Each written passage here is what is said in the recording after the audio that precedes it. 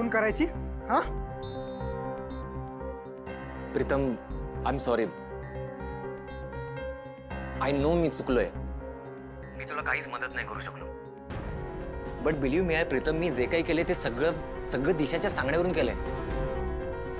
यार पण ऐनवेळेस तिने बाजीच पलटवली. मला लग्नाचं वचन दिलं, माझ्यावर प्रेम आहे हे तिने पटवून दिलं आणि म्हणून मी ऐनवेळेस शब्द फिरवला. यार प्रीतम, हा म्हणजे त्यानंतर काही दिवस ती संपर्कात राहिली, बट ती मला कम्प्लिटली विसरून गेली. यार शी सच चीटर. तुला सांगू प्रीतम, दिशासारखी मुलगी खरं तर फक्त पैशावरच प्रेम करू शकते. तिचं तुझ्यावर प्रेम नाहीये. तिला तुझी प्रॉपर्टी हवी, तुझी कंपनी हवी आणि म्हणून ती तुझ्याशी लग्न करते. पण काळजी करू नकोस, हा मिहीर तुला सगळे पुरावे देईल. माझ्याकडे आमचे काही फोटोज आहेत. तू बिंदास देऊन अहिल्या मॅडमला दाखव, म्हणजे मॅडम समोर तिचं सगळं सत्य उघडं पडेल. तुझ्यासारख्या खोटारड्यावर मी विश्वास तरी कसा ठेवू? हा लास्ट टाइम सारखं परत तोंडावर पाडशील मला तू. भावा प्लीज एकदा शेवटचा माझ्यावर विश्वास ठेवून बघ ना. तू मला भेटतोस का? हा फक्त 10 मिनिटं भेट ना. हे बघ प्रीतम, कदाचित तू मोठ्या संकटातून वाचशील. यार हे बघ, आता माझी एक इम्पॉर्टंट मीटिंग आहे, ती झाल्यावर बघू आपण. हा हे बघ, जास्त वेळ लागणार नाही. इनफॅक्ट मी तुझ्या ऑफिसच्याच वाटेत आहे. मी तुला ऍड्रेस पाठवतो, तिथे आहे ना. बरं ठीक आहे, भेटतो मी तुला. बाय. सर तुम्ही ठीक आहात ना? प्रीतम सर, कुठं निघाला तेवढ्या गडबडीत? आणि काय विचारते मी, तुम्ही ठीक आहात ना? अरू कसा ठीक असेल मी? हा होतीस ना तिकडे, बघितलंस ना काय झालं? त्या दिशाने काय केलं प्रिया मॅडम सोबत? अगं आत्ता कुठे माझ्या लाईफमध्ये जरा सुख आलं होतं, प्रेम आलं होतं, सेटल होतं असं वाटत होतं, पण नाही. ते बघवेल तर ना तिला. पण तू आता बघच, त्या दिशाला आहे ना आपल्या सगळ्यांच्या लाईफमधून कायमचं घालवतो की नाही ते. बघच मी काय करतो ते आता. सर काय काय बोलताय तुम्ही? तुम्ही कुठं चाललात आता ना? काय करणार आहात?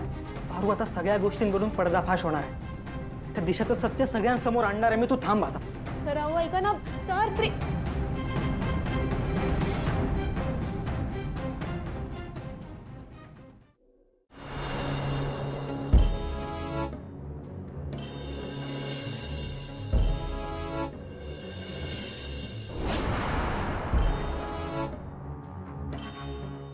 अहिल्या, तू सारासार विचार करून निर्णय घेणार आहेस, मग आज असं तडकाफडकी निर्णय का घेतलायस?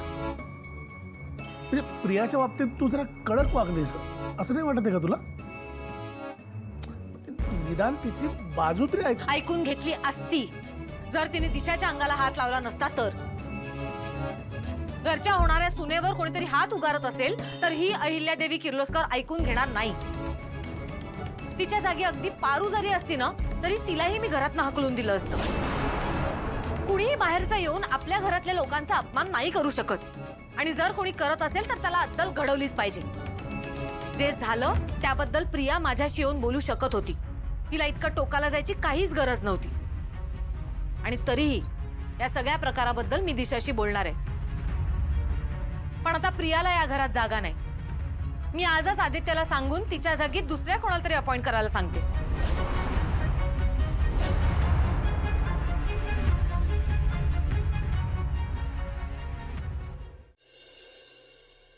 आदित्य सर, प्रीतम सरांना अडवा ना. काय झालं?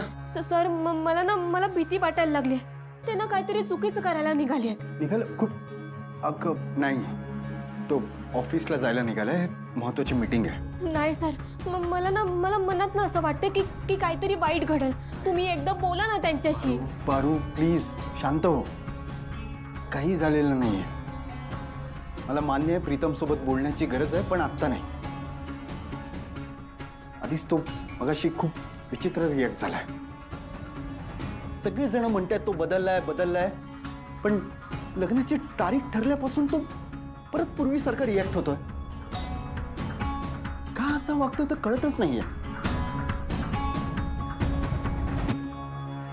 दिशासोबत लग्न मोडण्याची भाषा करत होता तो. पण तुला माहिती आहे ना, दिशा आणि प्रीतमचं लग्न व्हावं हे आईची इच्छा आहे, आईचं स्वप्न आहे. प्रीतमसाठी दिशाला आईने निवडलंय आणि आईची निवड कधी चुकणार नाही.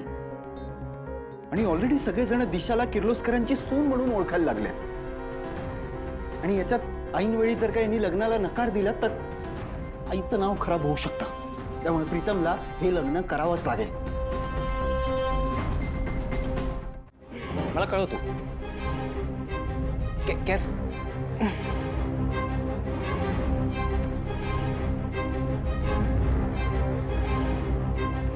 केअरफुल.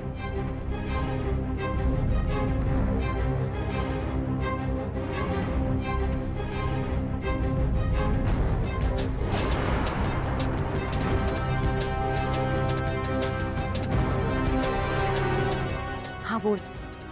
तुझं काम झालंय. प्रीतम इथून निघालाय. त्याला चालता येत नाहीये. फुल टाईट आहे. हो यार, थँक्यू सो मच. आज परत एकदा तू माझी हेल्प केलीस. तू एकटाच असायस जो मला व्यवस्थित समजून घेतोस. म्हणून तर प्रत्येक प्रॉब्लेमच्या वेळेस मला फक्त आणि फक्त तुझीच आठवण येते. तिच्या माझं तुझ्यावर खूप प्रेम आहे यार. मी हे तुझ्यासाठी नाही करणार तर कोणासाठी करणार? हा, बरं मला तू कधी भेटते सांग आता. या प्रीतमची एकदा वाट लावली ना की मग मी तुला एकदम निवांत येऊन भेटेन.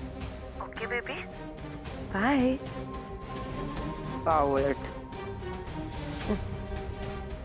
प्रीतम तर आता गेला.